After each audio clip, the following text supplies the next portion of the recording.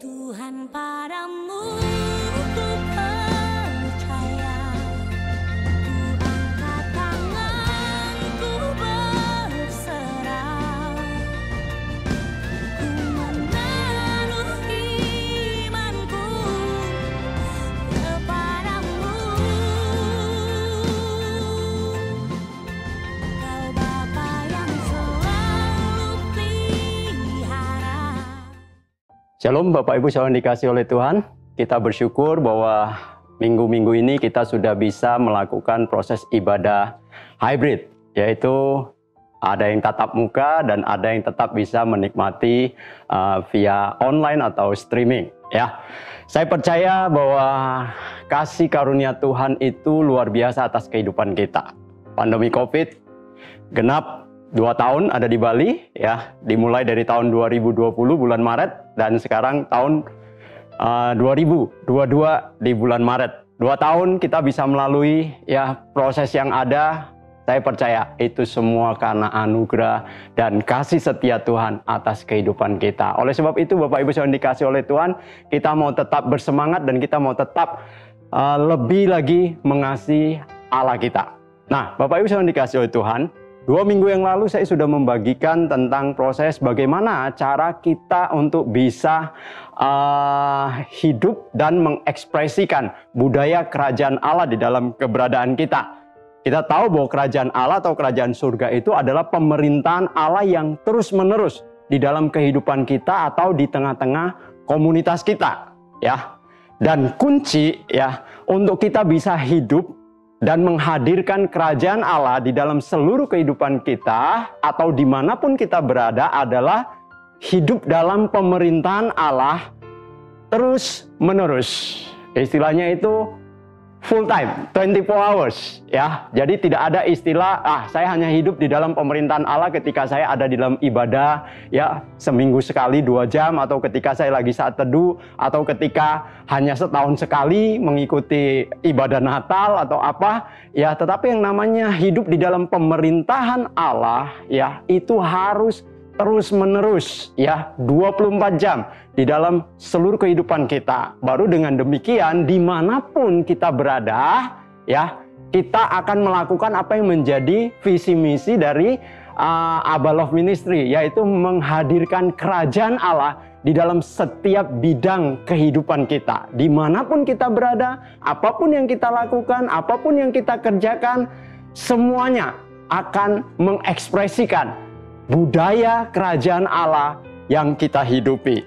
Nah, Bapak Ibu saudara dikasih oleh Tuhan, dan saya sudah mengingatkan ya 2 minggu yang lalu ya, kunci ya untuk kita ya bisa terus-menerus hidup di dalam pemerintahan Allah yaitu apa? Ya, yang pertama ya kita harus tinggal di dalam Kristus, dan yang kedua adalah kita harus mengizinkan firman Allah itu tinggal di dalam kita. Tinggal di dalam Kristus dan firman-Nya tinggal di dalam kita. Ya, Bapak Ibu saudara dikasih oleh Tuhan, hari ini kita akan melanjutkan pembahasan kita tentang bagaimana kita bisa hidup dan menghadirkan budaya kerajaan Allah di dalam seluruh kehidupan kita. Ya, tadi kuncinya adalah ya bagaimana kita bisa hidup terus-menerus di dalam pemerintahan Allah adalah ketika kita tinggal di dalam Kristus dan firman-Nya tinggal di dalam kita. Bagaimana firman bisa tinggal di dalam kita? Tentunya kita harus memiliki waktu untuk kita membaca, merenungkan firman, ya. Kemudian kita memiliki waktu teduh bersekutu dengan firman itu sendiri, supaya firman itu bisa hidup di dalam kehidupan kita. Nah, lalu bagaimana kuncinya untuk kita bisa tinggal di dalam Kristus? Nah, hari ini saya akan membahas proses itu, ya. Kita pernah belajar, ya, sudah dulu sekali beberapa tahun yang lalu, ya, untuk kita menjadi murid Kristus, ya, maka kita harus bisa melakukan proses namanya 3B, ya. Masih ingat Bapak Ibu yang dikasih oleh Tuhan? Oke, ya. Berjalan bersama Kristus, kemudian belajar dari Kristus, dan bertindak atau berekspresi seperti Kristus. Nah, Bapak Ibu yang dikasih oleh Tuhan, yang disebut tinggal di dalam Kristus adalah ketika setiap hari ya kita selalu berjalan bersama-sama dengan Kristus.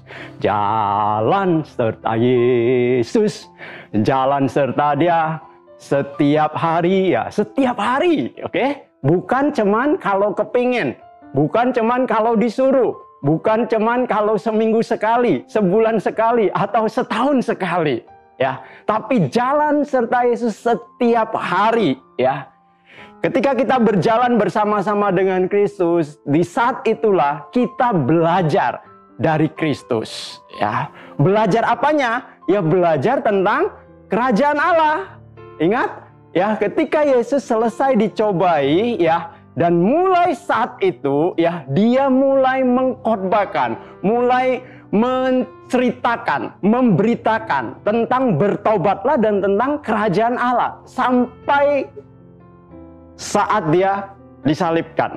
Jadi cuman satu aja berita intinya, yaitu berita tentang kerajaan Allah atau kerajaan surga. Jadi kita belajar dari Yesus bagaimana ya belajar untuk memberitakan, bagaimana belajar untuk mengekspresikan, menunjukkan kerajaan surga atau kerajaan Allah yang ada di dalam kehidupan Yesus, supaya itu juga menjadi bagian di dalam kehidupan kita. Lalu kita bertindak atau berekspresi seperti Kristus.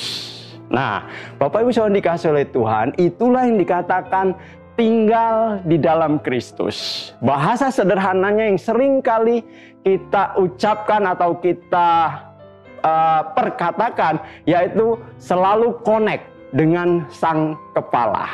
Sang Kepala kita siapa?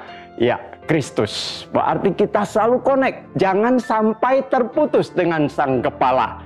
Bisa bayangkan ya, kalau ada tubuh berjalan tanpa kepala, wow, semua orang akan ketakutan. Ya, atau hanya kepala saja yang melayang-layang tanpa tubuh, itu layak namanya, ya toh. Nah, jadi kita mau ya bahwa seluruh kehidupan kita harus diperintah oleh Kristus itu sendiri, karena Dia adalah Sang Kepala kita. Ya, kepala tubuh kita digerakkan oleh seluruh saraf-saraf yang berpusat di kepala atau di otak kita. Jadi kita harus selalu connect dengan Sang Kepala. Oke, jadi 3B itu jangan lupa ya. Berjalan bersama-sama dengan Kristus, belajar dari Kristus, dan bertindak atau berekspresi seperti Kristus. Nah, Bapak Ibu Saudara dikasih oleh Tuhan, apa yang menjadi pondasi atau dasar dari kita melakukan proses 3B ini? Matius pasalnya yang ke-5, 6, dan 7. Itu adalah menjadi pondasi atau dasar dari kita melakukan proses berjalan bersama-sama dengan Yesus, ya belajar dari Kristus, dan bertindak atau berekspresi seperti Kristus.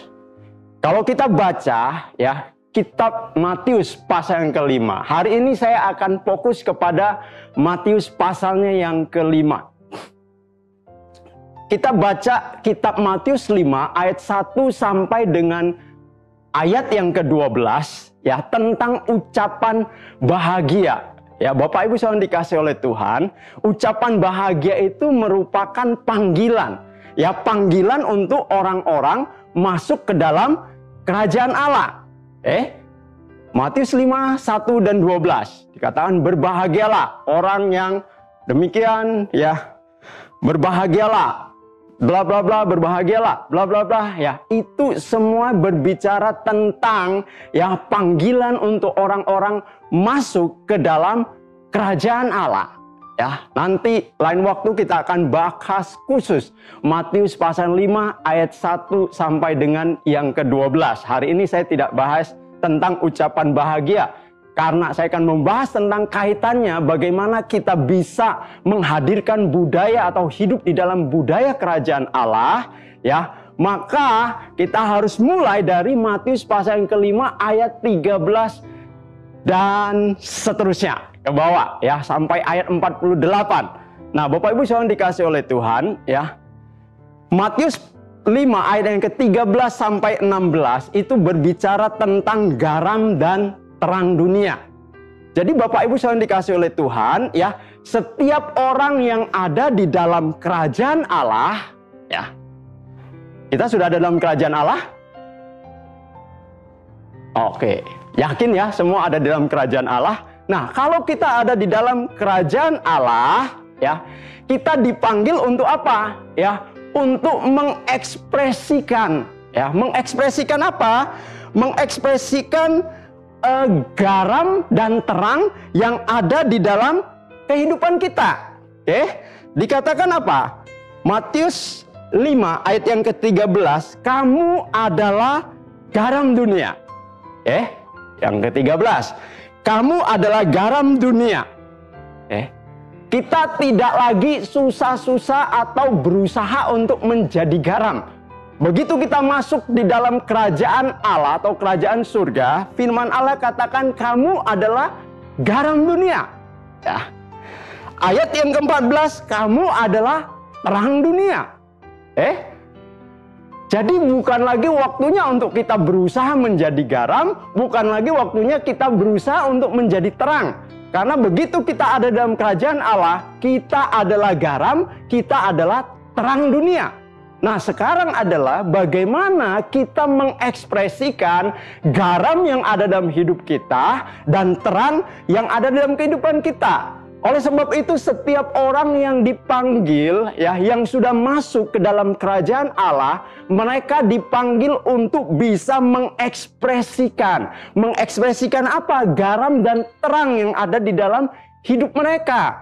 Garam dan terang yang ada di dalam kehidupan kita, ya. Baik ketika kita ada di dunia usaha kita sebagai seorang usahawan atau bisnisman, ketika kita ada di dunia pekerjaan kita, ya, sebagai seorang karyawan, ya, sebagai seorang pelajar, baik itu di kampus kita atau di sekolah kita, baik kita sebagai orang yang melayani Tuhan sekalipun, ya, kita harus tetap bisa mengekspresikan garam dan terang itu dimanapun kita berada. Ya, harus ingat bahwa kita dipanggil untuk mengekspresikan garam dan terang yang ada di dalam hidup kita. Nah, Bapak Ibu yang dikasihi oleh Tuhan, ya, untuk mengekspresikan. Nah, pertanyaan berikutnya itu, bagaimana Pak untuk kita bisa mengekspresikan terang dan garam yang ada di dalam hidup kita? Ya, tentunya itu membutuhkan proses atau membutuhkan latihan. Ayat 17 sampai 48 itu adalah proses yang harus kita lalui supaya, ya, garam dan terang yang ada di dalam kehidupan kita benar-benar bisa dirasakan, benar-benar bisa berdampak bagi orang-orang yang ada di sekitar kita. Ya, dan luar biasanya proses itu harus dimulai dari dalam hati kita. Bukan dari luar, ya. Tuhan Yesus mau sesuatu itu harus mulai dari dalam.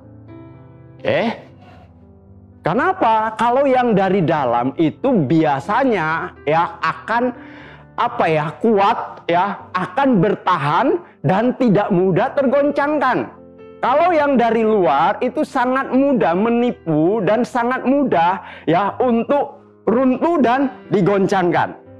Matius 5 ayat yang ke-48 dikatakan, karena itu, Bapak Ibu, karena itu haruslah kamu sempurna.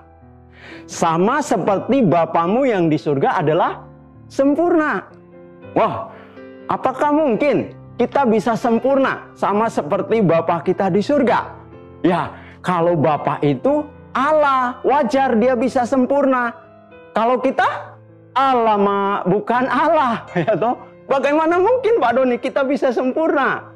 Bapak Ibu yang dikasih oleh Tuhan, ya, sempurna di sini bukan berbicara sempurna secara fisik, sempurna secara keseluruhannya. Nanti, ya, ketika kita mengalami tubuh kebangkitan, di sanalah kesempurnaan utuh di dalam kehidupan kita.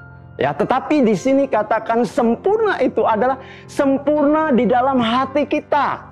Makanya kenapa kita harus mulai berubah, proses perubahan itu harus dari hati kita.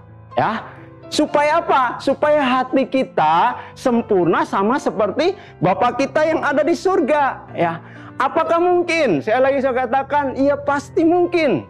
Ya, apa buktinya?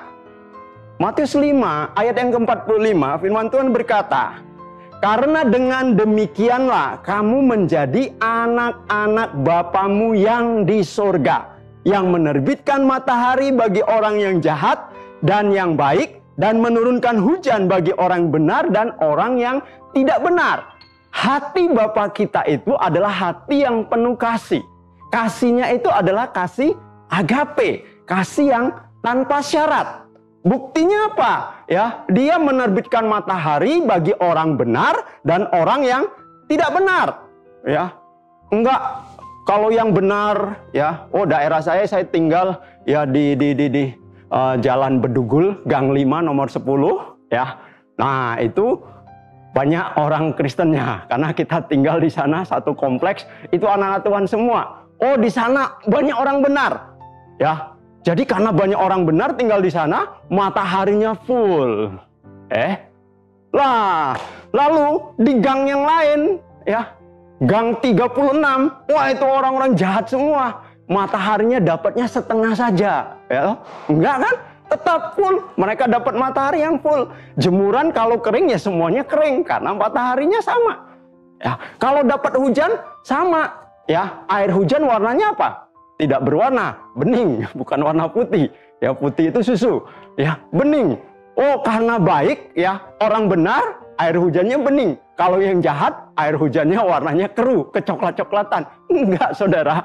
Ya, Bapa kita itu adalah Bapa yang mengasihi dengan kasih yang tanpa syarat. Dia menerbitkan matahari baik kepada orang yang benar maupun kepada orang yang tidak benar atau orang yang jahat. Dia menurunkan hujan baik bagi orang benar maupun bagi orang yang tidak benar atau orang yang jahat. Kasihnya itu kasih agape. Hati kita ketika dirubah, kita juga bisa memiliki kasih yang sama seperti Bapa kita yang ada di surga. Ya, jika kita anak Bapa, ya, anak Bapa kita yang ada di surga, ya, kamu menjadi anak-anak Bapamu yang di surga. Nah, jika kita anak Bapa, ya, berarti apa? Berarti kita punya benih Bapa nggak? Punya, ya toh? Ya, Pak Ferdinand lagi syuting nih di saya. Ya, dia punya 2 anak, namanya Caleb dan Raymond. Nah, Caleb dan Raymond itu ada benihnya Pak Ferdinand nggak?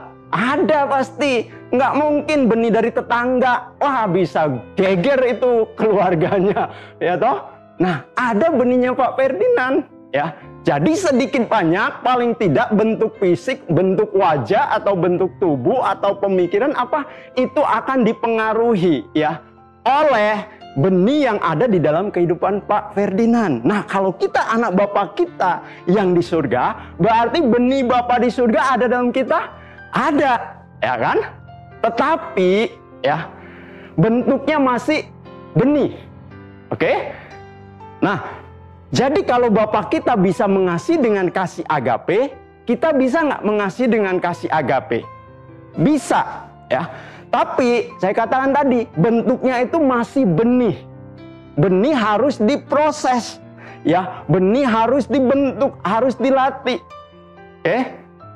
Seekor anak elang, ya, dia punya benih elang. Dia pasti bisa terbang tinggi. Betul? Ya, dia pasti bisa menangkap mangsa. Begitu dia dilahirkan, menetas dari telur, ya, dia sudah ada benih itu. Tapi kan tidak ujuk-ujuk langsung dia bisa terbang. Tidak ujuk-ujuk langsung dia bisa menangkap mangsa. Tidak loh. Dia harus dilatih. Dilatih supaya bisa terbang.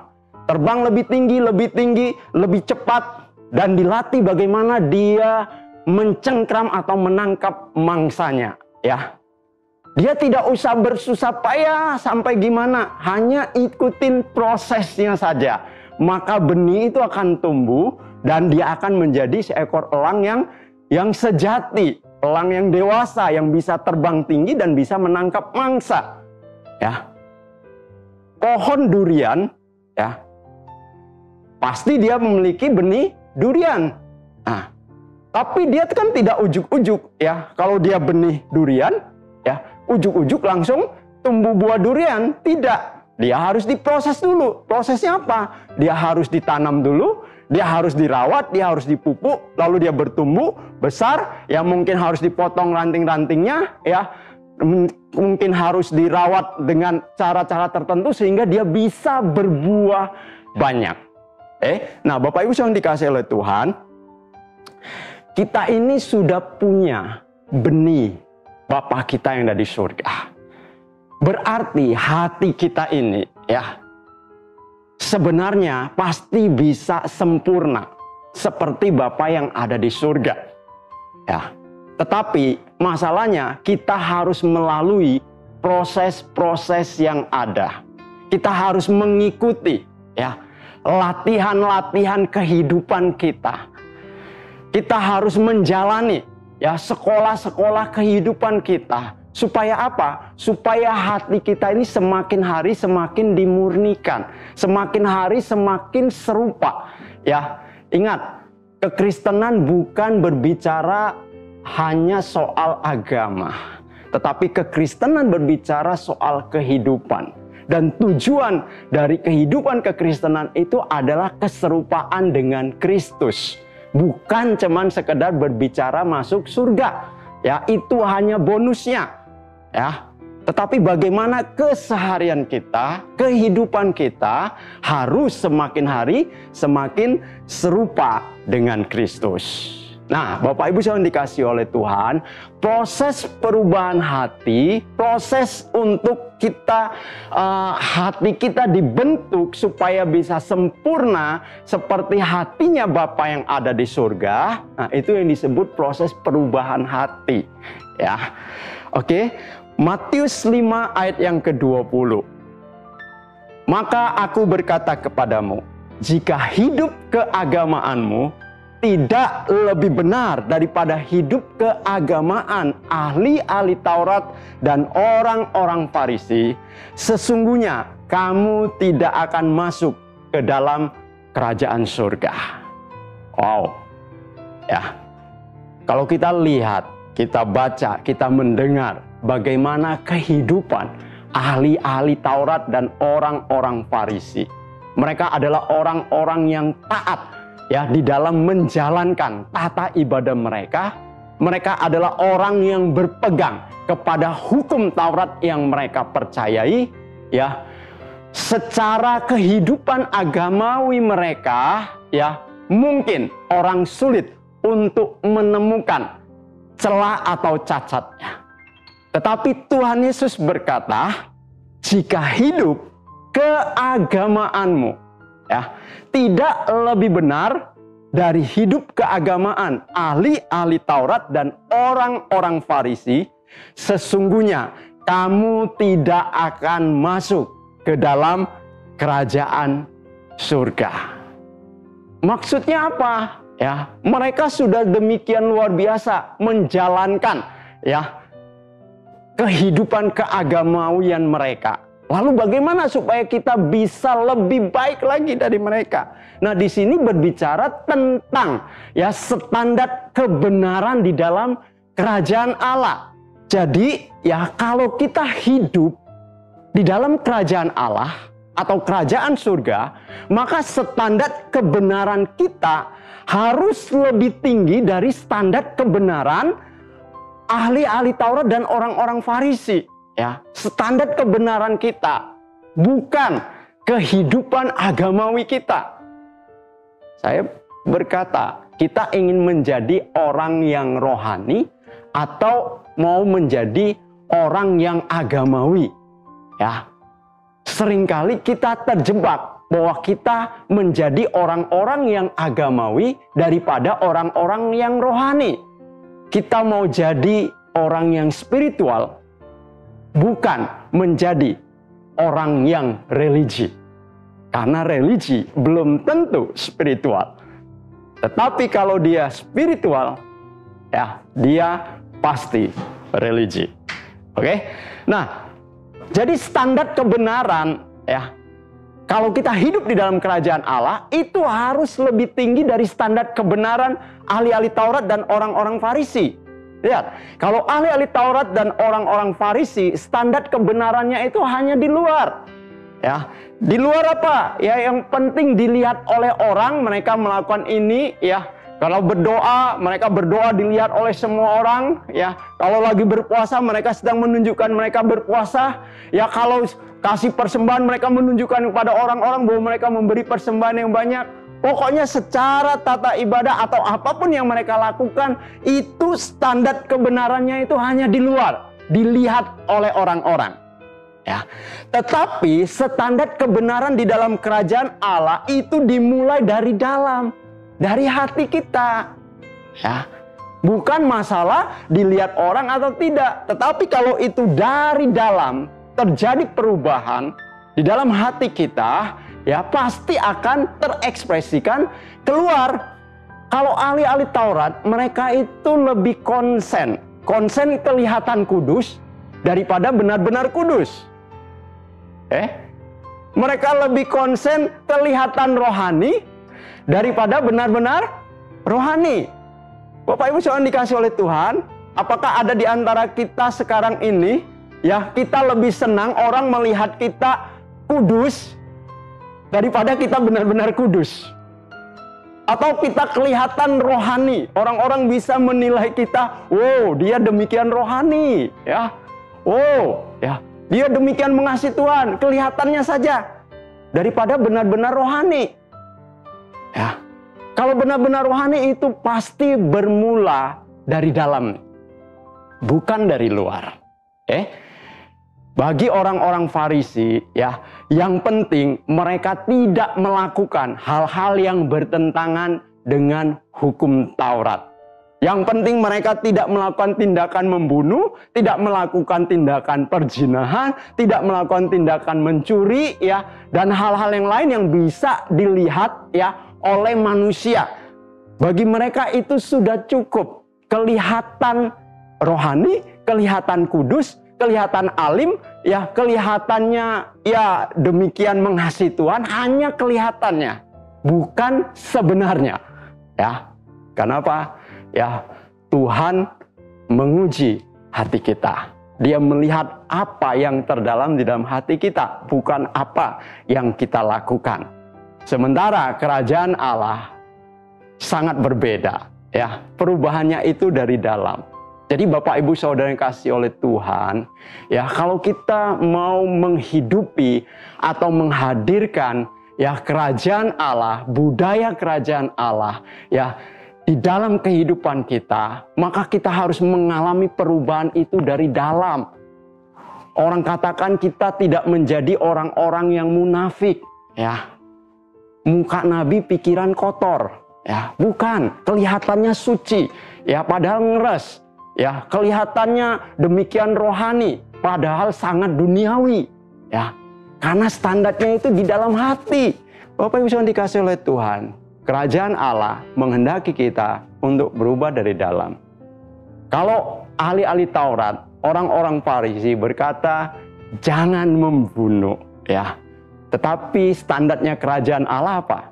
Kamu marah aja, ya sebenarnya kamu sudah membunuh. Ya Matius 5 ayat 21 dikatakan, kamu telah mendengar yang difirmankan kepada nenek moyang kita, jangan membunuh. Siapa yang membunuh harus dihukum. Ya, itu kata hukum Taurat. Ya, tetapi aku berkata kepadamu, setiap orang yang marah terhadap saudaranya harus dihukum. Belum membunuh, baru marah.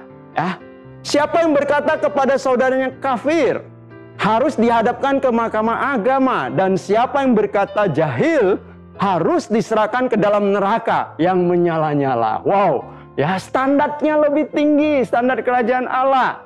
Jangan membunuh. Ya kita nggak pernah membunuh. Ya siapa yang berani membunuh? Ya kalau membunuh masuk penjara, ketangkap. Ya saya nggak membunuh. Ya iya kita tidak membunuh. Ya tapi kita seringkali marah. Ya marah yang menyala-nyala kepada orang lain. Ya yang menimbulkan kepahitan, menimbulkan kekecewaan. Firman Tuhan katakan itu sama aja dengan kita membunuh. Ya, setiap orang yang marah terhadap saudaranya harus dihukum. Karena itu sama dengan membunuh, mulainya dari dalam.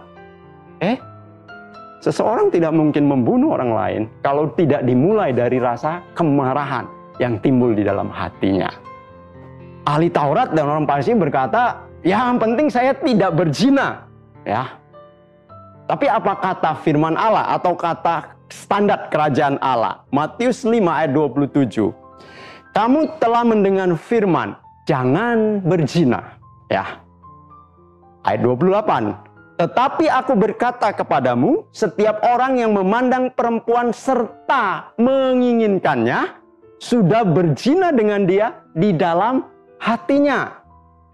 Oh, saya nggak pernah berzina. Tetapi, nikmatin pornografi nggak? Oh enggak, nggak pernah nikmati pornografi. Ya. Kok bisa? Iya, nggak punya HP dan nggak punya komputer. Apa yang mau ditonton? Sekalipun kita tidak berzina, tetapi ketika kita menikmati pornografi, lalu kita memandang wanita cantik lewat di depan kita, ya, kagum wajar nggak? Wah, wajar. Bilang cantik wajar nggak? Ya, itu cantik sekali. Wajar. Itu masih normal, berarti pria normal.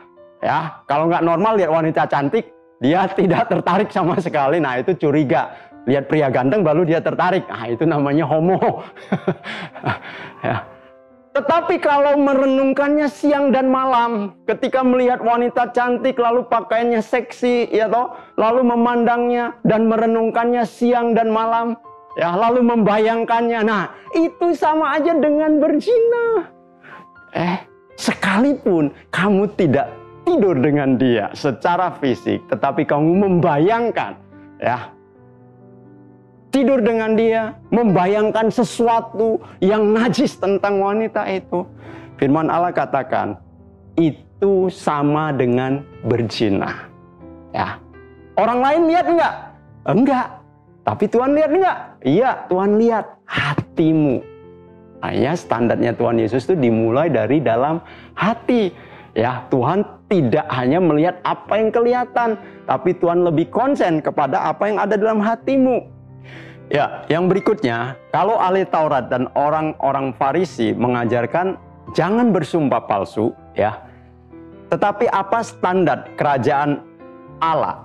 Ya, Matius 5 ayat yang ke-33. Kamu telah mendengar pula yang difirmankan kepada nenek moyang kita, jangan bersumpah palsu, melainkan peganglah sumpahmu di depan Tuhan. Ayat yang ke-37. Jika iya, hendaklah kamu katakan ya. Jika tidak, hendaklah kamu katakan tidak. Apa yang lebih daripada itu berasal dari jahat. Bapak Ibu saudara dikasih oleh Tuhan, Tuhan tidak mengizinkan kita untuk sedikit-sedikit saya sumpah deh. Ya, sering kan? Sumpah deh. Jangan kita bersumpah. Kalau kamu bersumpah dengan langit, langit itu adalah tahtanya Tuhan. Firman Allah katakan. Ataupun kamu bersumpah dengan bumi. Bumi itu ya adalah tumpuan kakinya Tuhan. Atau kamu bersumpah demi kepalamu. Tuhan berkata, engkau jangan bersumpah demi kepalamu karena engkau tidak punya hak atas kepala itu. Engkau tidak pernah bisa menghitamkan atau memutihkan rambutmu. Ya, jadi kalau iya, katakan iya. Kalau tidak, katakan tidak. Enggak perlu sumpah-sumpah. Ya, pernah kan kita semua orang, gua sumpah deh. Gua sumpah deh, enggak begitu. Enggak usah. Ya, kalau iya benar, katakan benar. Kalau tidak, katakan tidak. Cukup. Lebih dari itu, firman Allah katakan berasal dari si jahat. Nah, yang berikutnya mengenai pembalasan. Ahli-ahli Taurat atau orang Farisi berkata, ya, mata diganti mata, gigi diganti gigi, ya. Mati ganti kematian juga. Tetapi apa standar kerajaan Allah? Matius 5:38. Kamu telah mendengar firman, mata ganti mata dan gigi ganti gigi. Tetapi aku berkata kepadamu, Janganlah kamu melawan orang yang berbuat jahat kepada kamu, melainkan siapapun yang menampar pipi kananmu, berilah juga kepadanya pipi kirimu. Wow, ya.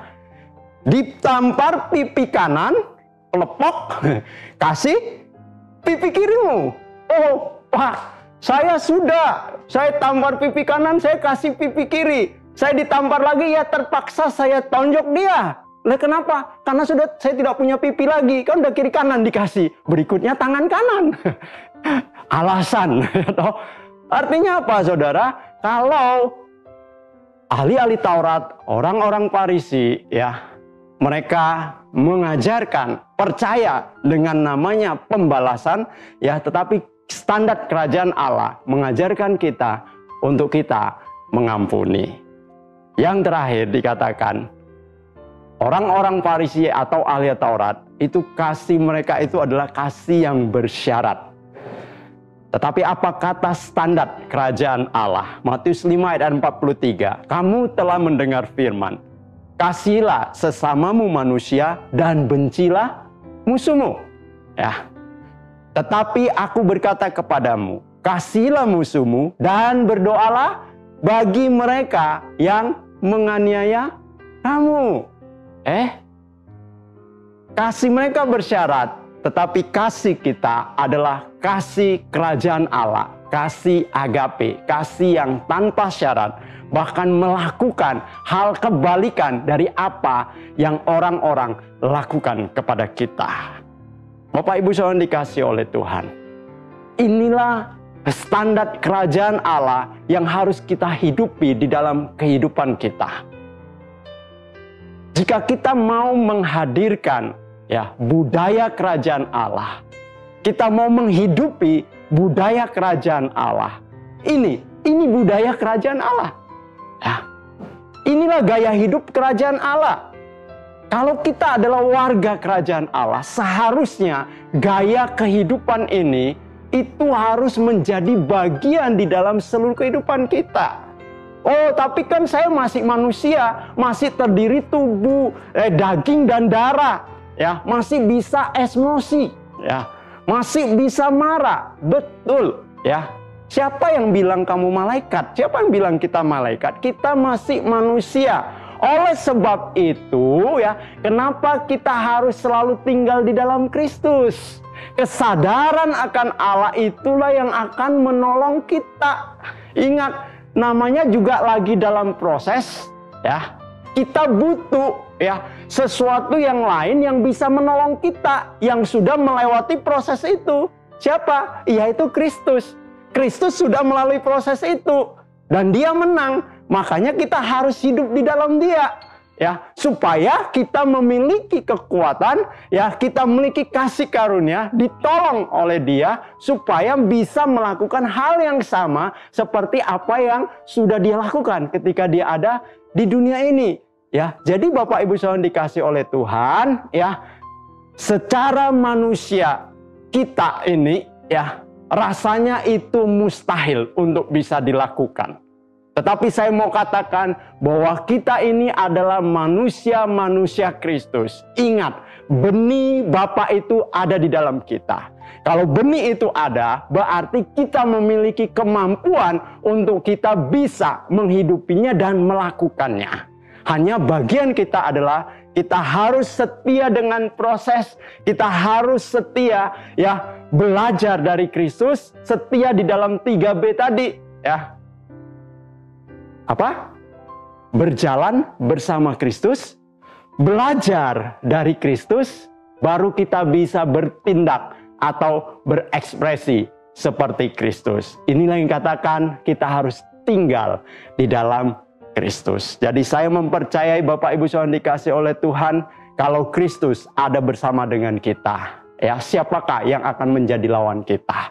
Kalau kita tetap, ya, connect atau terhubung dengan Kristus, maka kehidupan kita akan selalu diperintah oleh Dia. Kalau kita diperintah oleh Dia, hidup yang diperintah oleh pemerintahan Kristus, maka yang namanya menghadirkan kerajaan Allah, hidup di dalam budaya kerajaan Allah, itu pasti juga menjadi bagian di dalam kehidupan kita. Jadi jangan pernah menyerah dan jangan pernah merasa lemah, sebab bersama dengan Tuhan kita pasti kuat untuk melakukannya.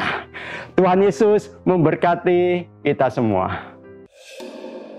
Tuhan padamu